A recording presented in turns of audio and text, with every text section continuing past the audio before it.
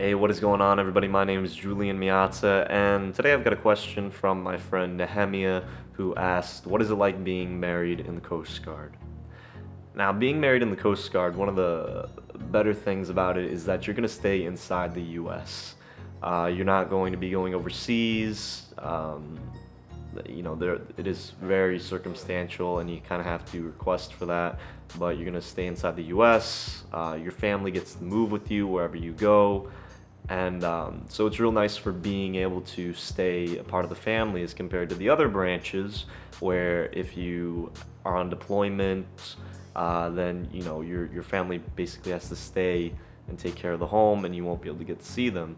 I'm not sure, like if you're going to Japan, I know that families do move there to Japan, but like if you have to go in the army or something like that, and you have to go to Germany, I'm not sure if your family's going to be able to move with you. I will be doing some interviews and be able to clarify some of those things. I've got some friends that have been in the different services and that are in different services, so I can kind of clarify that for you at another time. But the nice thing about the Coast Guard, like I said, is that your family's always going to be there with you. The negative of that, though, is that your family's going to be there with you, which means that they have to move with you. Now, if your significant other has a job in a certain state, it might be difficult to just kind of pack up and move. So there are times where, your significant other might have to stay in a certain area because, they've got to keep on with their job. And it's kind of bad for you because it's like the Coast Guard's only going to pay for that your home. They're not going to pay for two homes.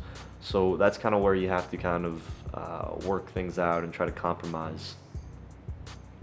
The second thing is that you're going to be making more money if you're married. Obviously, if you have a bigger home, if you're married, you get a bonus in your basic housing allowance.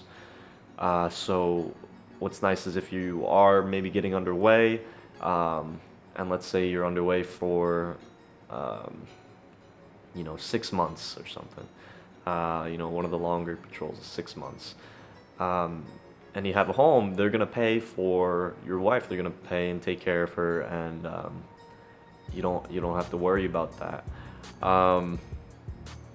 The con in regards to pay, I guess, would kind of be maybe with the education side. I know that the other services are a lot better with providing education benefits for spouses. I know that the Navy does it's kind of like tuition assistance, where they pay for your spouse to go to college. In the Coast Guard, we don't have that for spouses. It's just for military members, and for the military guys, it was just reduced to 2,225, I believe, so roughly 3 classes from 4,000. So, because it is a smaller service, the education benefits are a lot tighter, which means that they can't take care of the spouses as much about that. But for the pay, you get increased pay, which is nice.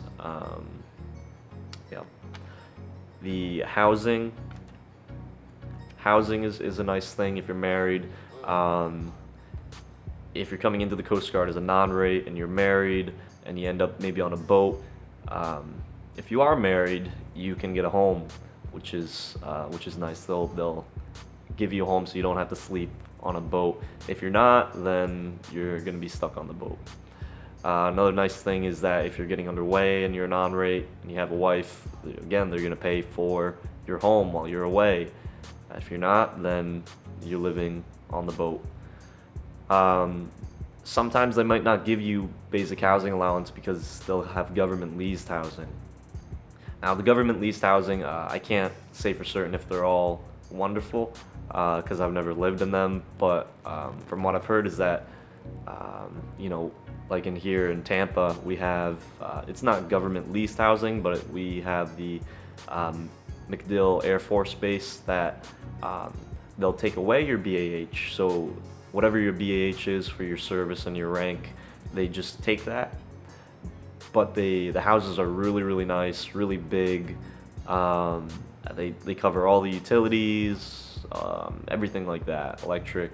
So it's nice. You don't get the BAH, like I said, so you can't do that. For me, it's like I live in the they call it the economy in the Coast Guard, so I live outside of a military base or anything like that, no government leased, and I actually uh, I actually am able to save some money because of my BH. I've got a bigger place, which means that I can rent out a room.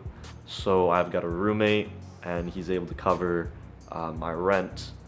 Well, not all of it, but he covers a portion of it. So I'm able to get a significantly nicer place and reduce the cost. So that is a benefit of uh, being married, having a little bit more money, and being able to afford a bigger place. Another really nice thing, probably one of the best things about the Coast Guard, is that they really take care of your family if for like special needs. So like if you have a kid that has special needs, or if your wife has got some type of job, or not job, but like medical or things like that, even jobs sometimes, the Coast Guard will look at that and they'll take that into consideration when you're selecting where you're going to end up. So, I'm not sure about the other services if they're able to take care of your significant other as well. I'm sure that they can because they have a lot more money, like I said, and a lot more ability. But it's nice because you get to stay in the U.S. and if you have to be by like a certain hospital in the U.S., you're not going to be going on deployments. You don't have to move to another country. The Coast Guard can sometimes place you in places for an extended period of time, or like a certain part of the U.S., indefinitely, until whatever it is needs to be fixed. So the Coast Guard's really good about taking care of your family. And final thing that I'd like to point out in this video is that if you do move, when you're moving, it's such a small service that you can really make really good relationships with your family. So like if you're at a station, if you're at a small boat station like I was at, the crew that you're with is kind of be your family. So you might not know anybody else. I was in Wisconsin. You might not know anybody else in Wisconsin. And a lot of the people up there probably don't know anybody either. So when you're at a small boat station or these units, you tend to be a lot closer to the people that you work with. There's also really good ombudsmen. So they're the Coast Guard wives. They take care of the wives of the Coast Guard, and they do activities together, they communicate, they do stuff like that. So, what's real nice about the Coast Guard is that it is smaller, and if you are moving, you might not have that type of relationship with other people.